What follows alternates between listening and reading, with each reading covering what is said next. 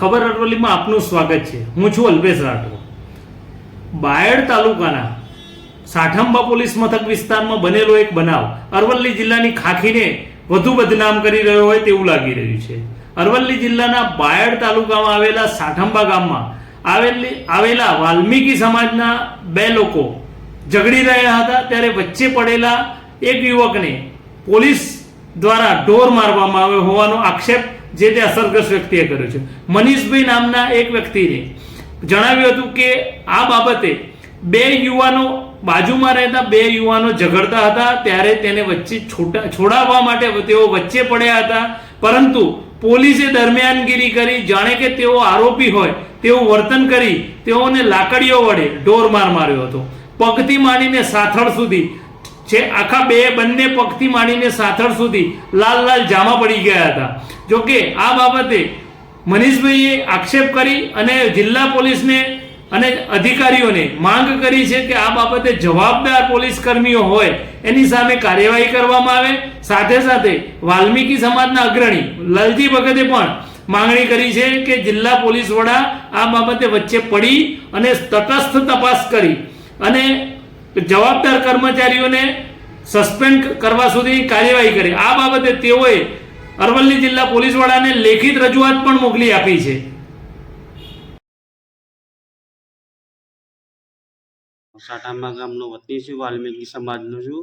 બે ભાઈઓની લડાઈમાં અંજાણ વ્યક્તિ, હું જાતે મિનેશ કુમાર બાબુભાઈ વાલ્મીકી, હું છોડાવવા પડ્યો હતો અને પોલીસવાળાએ મને જોર માર્યો। અત્યારે મારાથી ચલાતું નથી। અત્યારે પોલીસના ડરથી હું બહાર આવી ગયો છું। પોલીસ બની છે રાક્ષસ। અરવલ્લી જિલ્લાના સાઠંબા મુકામે વાલ્મીકી સમાજના બંને ભાઈઓ ઝઘડતા હતા, ત્યારે એક વાલ્મીકી સમાજનો મનીષભાઈ એ ઝઘડામાં છોડાવવા જતો હતો બંને ભાઈઓને, ત્યારે પોલીસે મનીષભાઈ ઉપર એવો દમન કરવામાં આવ્યો છે કે એમના તળિયા તોડી નાખવામાં આવ્યા છે। પછાડીનો જે ભાગ છે એ લાકડીએ મારવામાં આવ્યો છે।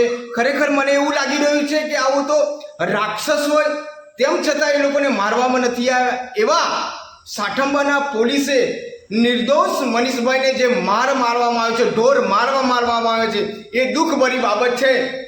તો ગુજરાત સરકારશ્રીને, હર્ષસંઘવી સાહેબશ્રીને, મુખ્યમંત્રી સાહેબશ્રીને, અરવલ્લી કલેક્ટર સાહેબશ્રીને, એસપી સાહેબશ્રીને હું વિનંતી કરું છું કે આવા અધિકારી સામે કડકમાં કડક પગલાં ભરવા જોઈએ।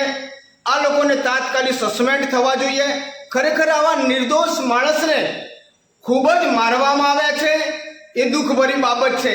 અને આ મારના કારણે અને પોલીસના ડરના કારણે પોતાનું ગામ છોડી દીધું છે મનીષભાઈએ। આ દુઃખભરી બાબત છે। ખરેખર પોલીસ બની છે ત્યારે રાક્ષસ કે જે નિર્દોષ લોકોને, હું પોલીસને વિનંતી કરું છું કે જો ગુનેગાર હોય તો તમે સીસી કેમેરા ખોલી અને પછી એને કાયદેસરની કાર્યવાહી થઈ જોઈએ, પરંતુ આવો જે ઢોર મારવામાં આવ્યો છે, અમે ગુજરાત વાલ્મીકી સંગઠન દ્વારા સખત વિરોધ કરીએ છીએ।